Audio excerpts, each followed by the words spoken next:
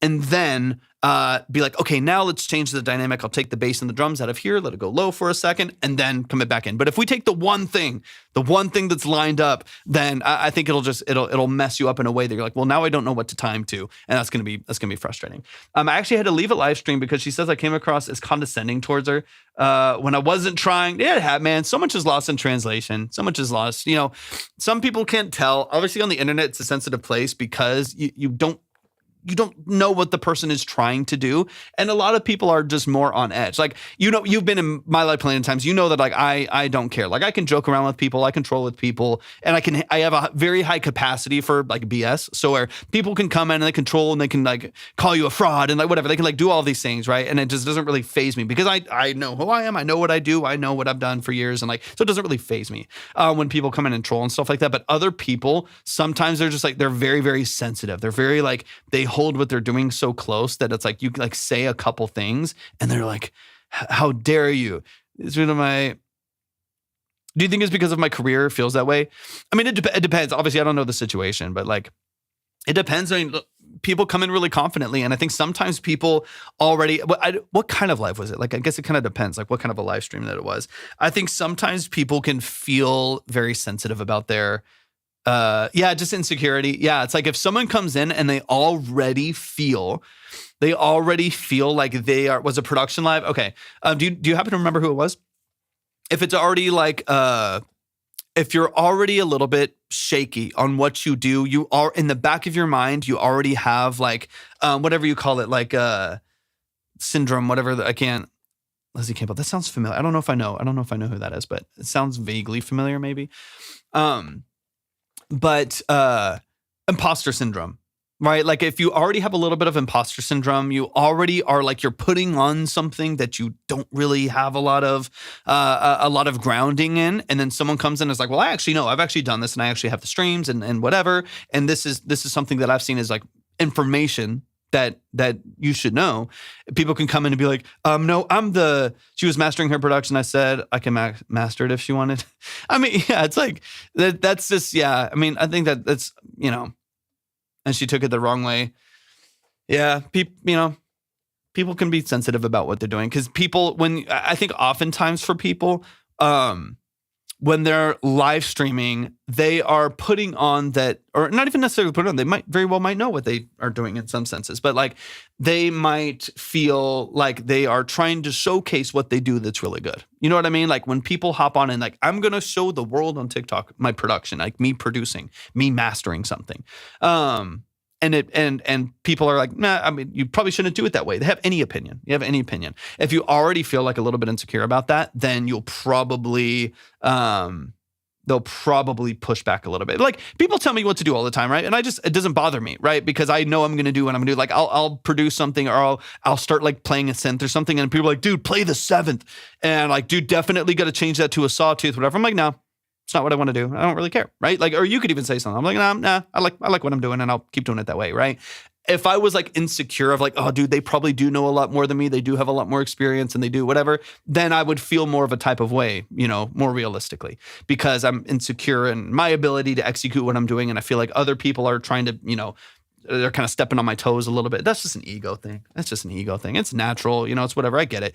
But I think if you're trying to showboat a little bit and like, look at me master, look at me produce and whatever. And then people do a lot more. I don't do a lot more. Yeah. I mean, yeah, it's just, yeah, it's a little bit of ego. It's like, who cares, man? Nothing really affects me that much anymore. Like I don't put a whole lot of weight on what other people think. So if you don't put a lot of weight on what other people think, then a lot less bothers you. People can say whatever. And you've seen people come in here and say stuff. They'll come here and they'll just start ranting on shit. And I just don't really care. It doesn't change my business. It doesn't change what I do. It doesn't change my enjoyment of music. I don't know a lot more. Lots of stuff is Oh, yeah, 100%. Yeah, that's valid. Anyways, okay, let me get into this last section. Actually, let me get into this last section just really quick. I think we covered pretty much everything, though, Scatter. As far as the structure, though.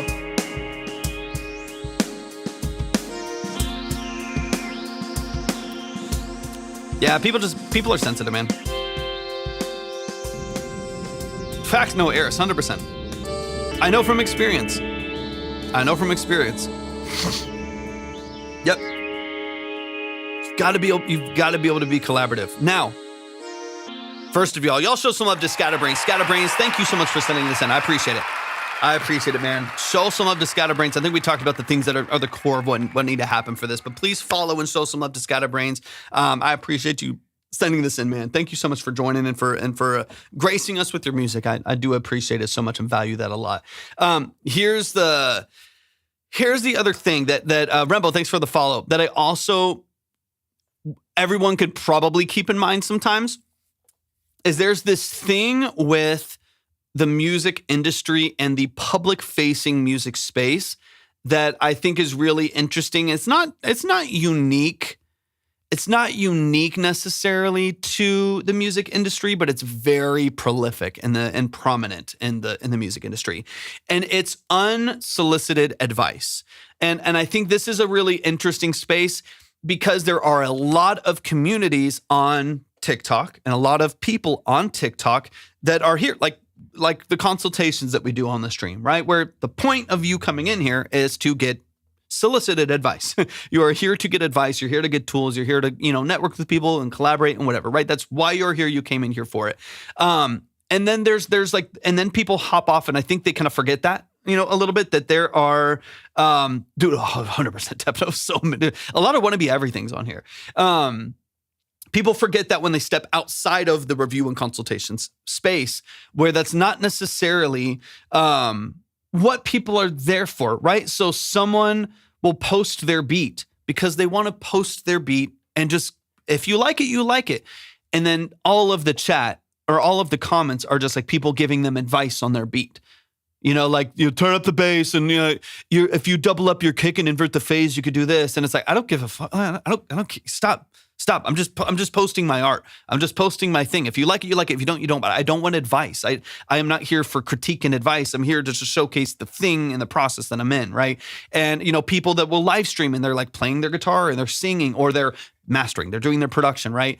And I think that is the other side of the coin. That is the other side of the coin that I think is important to remember, is that, like, not everyone wants advice all the time. And I think that's the flip side to it, Tep, where it's like, it is exhausting out there, because I get it all the time. If I do anything, and I work professionally at it, right? Like, I'm full-time producing and engineering and doing session work, and constantly someone is just like, no, dude, I promise you, dude, raise the LFO a little bit. And I'm like, no, that's not what I'm doing. Like, I'm not looking for, in this moment, advice. I'm not looking for feedback, right? And this is the same thing that people are running into, right? And so I do think that I wish there was a little bit of a change, that when people were just showcasing their art, it wasn't constantly from this public facing, like, you are going to get it broken down in the comments, where it's like people are like, they're trying to like give advice on it instead of just consuming what's there, right?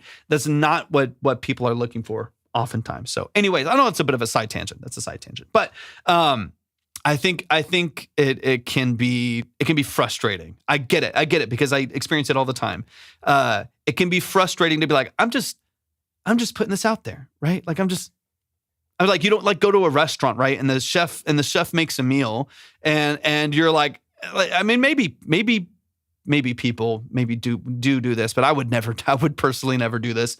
And like go up to the counter and like tell the chef how I would cook the steak. I would be psycho. I'd be on a viral TikTok video. I was like, dude, this is just me making this meal. This is the meal that I make. If I want to get better at making this meal, I'll keep making this meal, and I'll use like the feedback from the structure that I have around me, from like my sous chefs and my culinary coaches and like stuff like that. I will use this environment that I have built to support what I'm doing in order to make this better and make this make sense, right? But I'm not like looking to the masses for that, right? I will, once it's honed in a place that I want to, I'll present it to you and you can buy it, right? You can consume the thing that I put out there, and if you like it, you'll like it. If you don't, you don't, and you'll never come back again, whatever.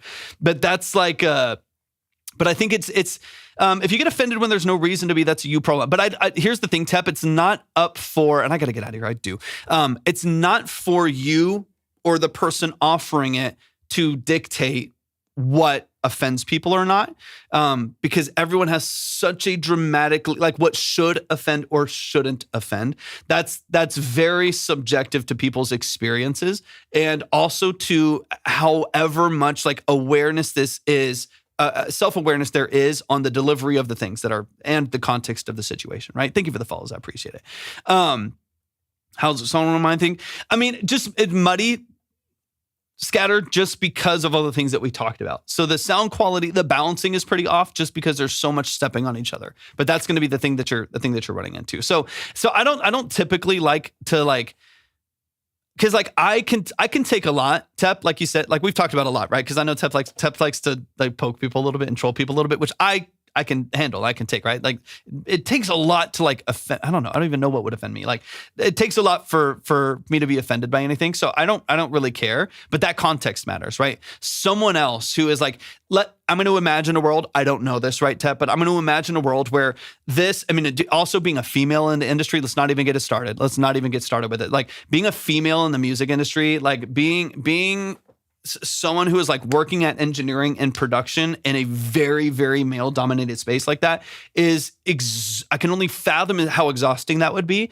And I can only imagine, even if you had perfect intentions and you communicated well and you were respectful, like all of those things, right? Like let's say you were like, you did nothing wrong. Like you're like, I just, hey, I could help you with this if you want to. You were trying to be like really easy with it and like very nonchalant with it.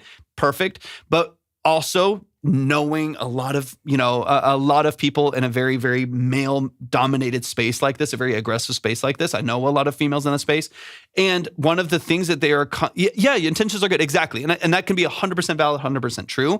But you also don't know that there wasn't 25 people right before you hopped into that chat that were correcting everything that she did and like giving her all of this advice and all of this frustration, like all these things, like, hey, you're doing this wrong. Definitely master this way. I would definitely go to like -10 lefts. Don't even aim, like they're like all before, people being rude, people being legitimately condescending. And so you potentially, I'm building a world here, right? But like you hop into the space, you're like, hey, this is cool.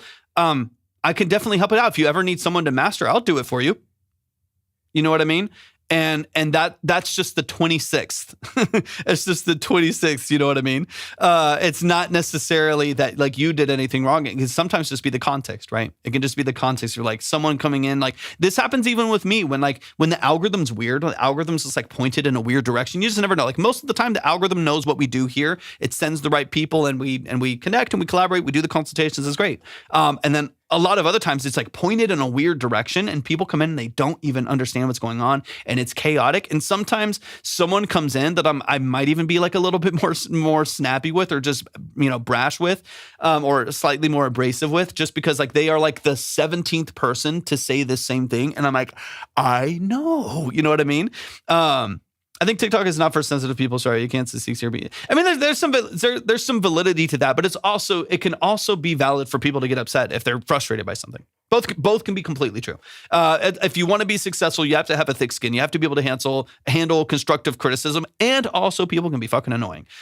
People can be pests. People can be frustrating to deal with. They can be even if you're not. They can be condescending. They can be incredibly difficult and challenging to work with. I think both things can be true. If you want to be successful, you are going to have to get over that. You are going to have to push past it, but it doesn't invalidate the fact that it's annoying to deal with constantly, right?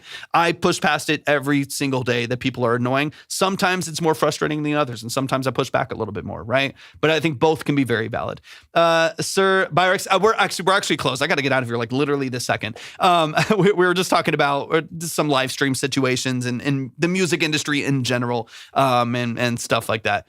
100%. You know how I feel about most of that too. I don't know. Tell it to Emily Lazar. I watched her do it in the night. Yeah, I mean, one anecdote or whatever is not like the bullet point for all experiences, right? There's been many people that have been high doing it. Like they've been in the industry, they've been working for a long time, wildly successful, incredibly prolific at their craft for years and years in all walks of life, right? But that doesn't mean that like one anecdote is kind of the umbrella for what the majority of people, especially trying to get into the space, introduce themselves into the space now, gain credibility, gain notoriety, gain gain notoriety now, so on and so on.